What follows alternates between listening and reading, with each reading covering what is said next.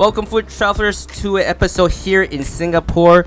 As you see in the video, I'm just landed to the Changi Airport in the Jewel, which is Terminal 4. And Simon, this one is a little bit different episode. I was actually spending a lot of time here at the airport. I arrived about 5 a.m. and there was nothing open there. It was a little bit too early to check in as well, so I decided to just have a visit around this famous airport and see what it's all about. Yeah, Micah, it's not a bad airport to be at to be able to check around if you have some time to spare. I've seen so many other videos from other YouTubers and other Instagram people and other things about all these pictures and videos of different places all around that airport in Singapore. It's got to be like the top 3 in the world, right? That's what I think, that it's ranked with all the things they have. Yeah, it's definitely one of the top.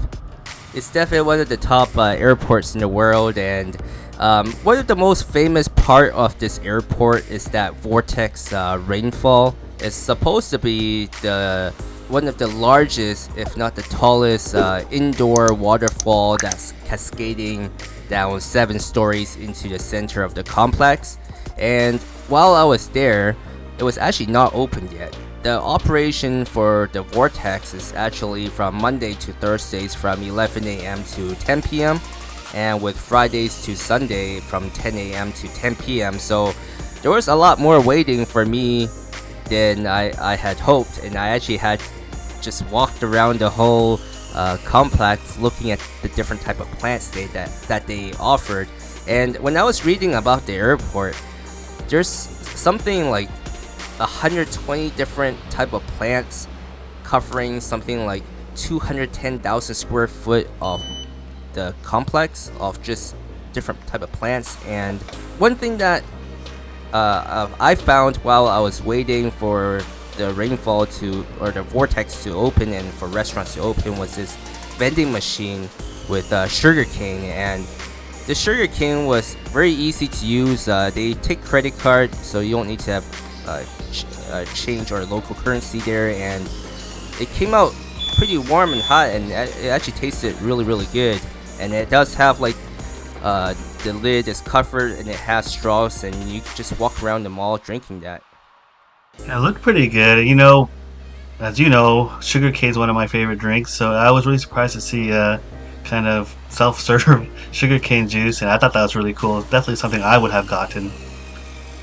Yeah, it's definitely when you're there so early and you're just walking through every single floor, you definitely get really thirsty. So that I was really glad that was something I could order.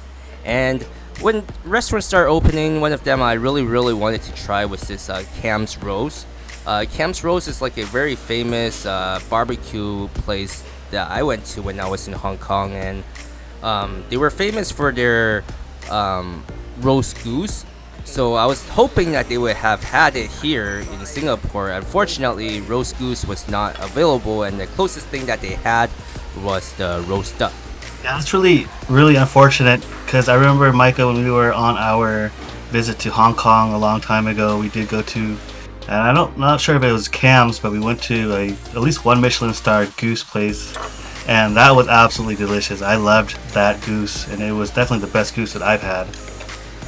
Yeah, goose is just something that we can't really find here in the North America side, and it's just not something that's available. And even if they do have it, it's not quite the same taste or the same type of preparation. And as you saw in the video, I had the soup of the day, and in Cantonese it's called choy gon soup, which is known as like dry bok choy type of soup, and it's just the drying process of the bok choy that gives that rich earthy taste that you don't normally get from other type of blends of soup. How's that char siu? Because I know it's a little different, because you said it's Iberico, which is usually something really popular from Spain, and I've only just had the kind of your traditional Chinese char siu, either honey roasted or regular roasted, I should say. How was this one? This one I thought it was a little bit too lean or it was not very much fat as you saw in the video, and it was kind of disappointing to me because usually when you are eating char siu, you want the cut to have a lot more fat and marble for the taste, so it's a little bit more Toro's tasting. I saw on the menu that they did have the Toro char siu, which I think I should have ordered that instead, but one order is plenty for just this early morning, so I didn't order another set of char siu to compare. But yeah, I think if you come here or order the Toro char siu, it would be a lot more enjoyable.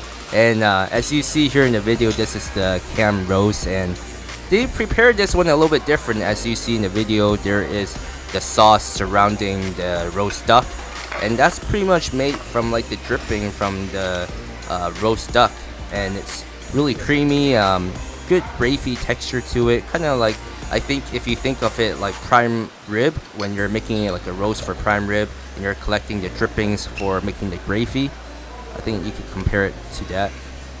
Curious, how did it affect the skin?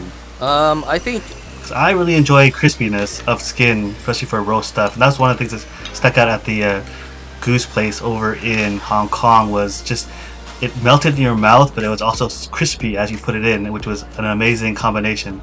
yeah, it was definitely not as crispy as it could have been, but it was still very succulent, very tender taste to it. So it was still very enjoyable. But after I had lunch, as you see in the video now, the vortex is turned on, so that is like just the most amazing thing you can see. But overall, this airport experience was very enjoyable, and there's plenty to see. So if you're stuck in Singapore for a layover and you need some time, come to this one. And for this notable is the rain vortex at the Singapore Jewel Changi Airport. It's the world's tallest indoor waterfall, standing at 40 meters high or about 131 feet. It cascades through a lush terrace forest setting, creating a serene and visually stunning centerpiece within the airport. It's just amazing to see, and it transforms at nighttime with more lights and sound shows. Definitely worth a visit if you're at the Singapore Jewel Changi Airport. If you've enjoyed the content you've seen, don't forget to support the channel and hit like and subscribe. And if you want to see additional pictures of food and our travels, go over to our Instagram page and follow us there. And thanks for watching.